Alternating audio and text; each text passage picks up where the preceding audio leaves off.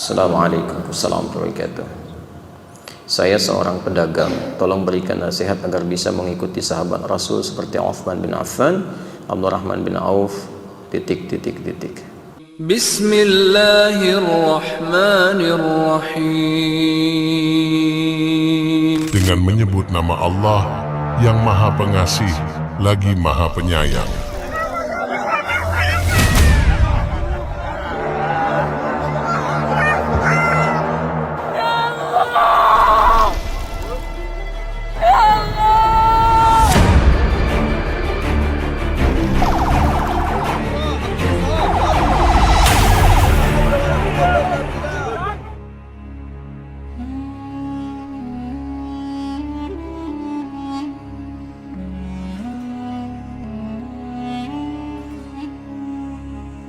Baik, terima kasih. Baik. Ini yang bertanya nampaknya beruang ya. Boneka beruang. Alhamdulillah beruang ya, orang yang ingin berdakwah lewat harta yang Allah titipkan. Caranya gampang. Caranya kalau ingin ikut Uthman, ikut Abdurrahman bin Auf, ikuti sirahnya. Keluarkan sirah Uthman itu seperti apa. Sekarang banyak buku-buku tentang Uthman, mengeluarkan dari sejarah, dari hadis dan sebagainya. Siapa itu Abdurrahman bin Auf? Hal pertama yang mereka berdua lakukan adalah mengamalkan nasihat Nabi terkait membangun hubungan baik dengan Allah. Jadi Uthman, Abdurrahman bin Auf itu dua-duanya sama-sama diajak Abu Bakar As-Siddiq, dan sama-sama termasuk golongan 40 orang yang masuk Islam pertama kali, masuk as-sabiqunal awwalun. Yang pertama dilatih oleh Nabi bukan teori bisnis, tapi membangun hubungan baik dengan Allah yang menguasai segalanya. Yang punya rezeki siapa? Teorinya kan begitu. Yang punya kemudahan solusi siapa? Allah. Pengentas kesulitan siapa? Allah. Sekarang Anda ingin mendapatkan limpahan rezeki, pengen bisnisnya lancar, nggak terjebak dengan kesulitan yang sulit diatasi, tapi jauh dari Allah, bagaimana itu bisa selesai? Karena itu kalau ada orang-orang yang jauh dari Allah dan dia mengandalkan kekuatan dirinya, kadang-kadang dibiarkan oleh Allah, ayo sampai kamu merasa mampu itu, sampai akhirnya lisan Anda berkata ya Allah, oh kan ya. Karena itu apa yang terjadi? Yang mereka bangun adalah hubungan baik dengan Allah dulu. Perbaiki salat. Dicek di kitabnya At-Tibyan fi Adab Hamalatil Quran, Al-Imam An-Nawawi itu sampai merangkum kebiasaan Uthman bin Affan, Abdurrahman bin Auf, Tamim Ad-Dari. Apa kebiasaan mereka? Tidak pernah meninggalkan tahajud dan dekat dengan Quran. Itu sampai mereka sukses pun, ketika di Madinah itu sukses bisnisnya, tidak ada yang melampaui kegembiraan mereka kecuali menunaikan sholat tahajud di malam hari sampai khatam Al-Quran. Jadi itu sesibuk-sibuknya masih sempat tahajud, sesibuk-sibuknya. Makanya kekayaannya dianggap biasa oleh mereka. Abdurrahman bin Auf itu pekerjaannya sebulan itu kalau dari hasil penghasilannya itu masih bisa dibagi dengan penduduk Madinah. Sepertiga dari penduduk Madinah itu ada yang dibantu oleh beliau untuk dilepaskan dari utang-utangnya. Sepertiganya lagi diberikan pinjaman modal untuk berusaha.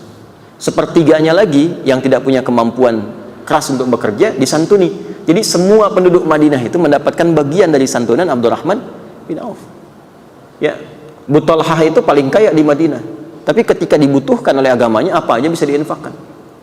Uthman gak usah ditanya. Ya, aset-asetnya kalau perlu ada yang susah untuk masyarakat dibeli oleh beliau, diwakafkan.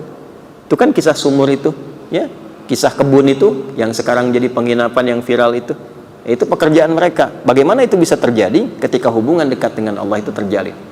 Karena itu kalau kita ngaji Kitabul Buyu', bab tentang bisnis, sebelum nyampe ke sana kan dibuka dengan Kitabul Iman, Kitabul Ilmi, Kitabul Shalah. Imannya perkuat dulu, belajar ilmunya yang kuat, ilmu manajemen bisnis, ilmu dagang, supaya tahu bagaimana Islam memberikan spirit kepada perdagangan dan bisnis. Jangan menipu, jangan curang, ini strateginya. Bagaimana bikin objek kita mudah dikenali masyarakat, bagaimana orang senang dengan produk kita, bagaimana orang-orang itu melihat produk itu dengan hati, bukan sekedar dengan pikiran. Jadi begitu datang tuh udah nggak nawar lagi, itu ada. Ya, membangun trust teorinya bagaimana ada. Tapi setelah Kitabul Iman, Kitabul Ilmi, baru kemudian masuk kepada jembatan-jembatan yang kuat. Kitabul Shalah, sholatnya isi. Kan nanti ada sholat-sholat tertentu yang mensupport kepada lapangnya rezeki, seperti sholat duha. Tapi bukan berharap dengan sholat itu ditarik ke dunia, bukan. Otomatis tuh kalau sholatnya benar, Allah lapangkan rezekinya. Ada yang terkait dengan perlindungan. Jangan dikira bisnis ataupun bahkan berdagang akan sepi saingan. Kadang-kadang teorinya, ini di Quran isyaratnya sampai di hadis, akan ada persaingan-persaingan yang kadang-kadang kasar sifatnya. Ada yang ingin menjatuhkan, menyingkirkan, bahkan ingin menzalimi, itu akan ditemukan. Ya, orang Yahudi itu kan dendamnya kepada Nabi saat di Madinah, salah satunya karena faktor bisnis. Di ekonomi, Nabi membuat stabilitas harga supaya masyarakat mendapatkan keadilan sosial dalam konteks berekonomi, supaya stabil. Mereka bersikap monopoli tadinya. Sudah 600 tahun berhasil monopoli di sana, distabilkan lagi oleh Nabi, marah mereka. Ya, ketika marah itu merasa bisnisnya terganggu, padahal Nabi ingin menerapkan keadilan sosial pada masa itu.